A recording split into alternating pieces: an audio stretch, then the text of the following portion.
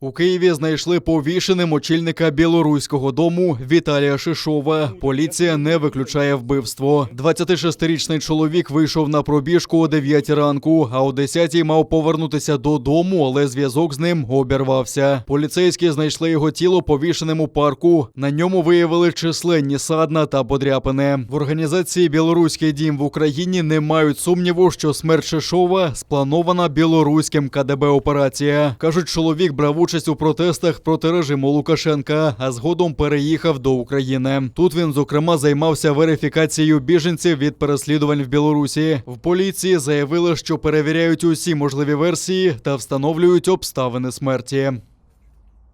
Вилучаються всі відеозаписи з камер, встановлюються, допитуються можливі очевидці та свідки події.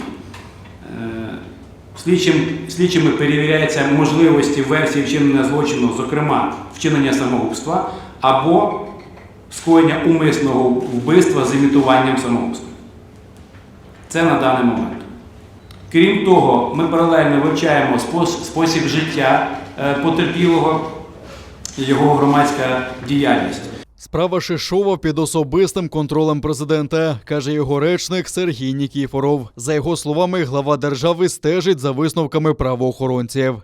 Єдине, що можна сказати, що нам справді важливо показати, що Україна підтримує народ Білорусі, і нам дуже важливо, щоб ті білоруси, які після подій літа і осені минулого року приїхали до України, щоб вони відчували себе в безпеці. Ми над цим також працюємо. Коли точно виявиться, що це була операція спецслужб, буде реакція президента.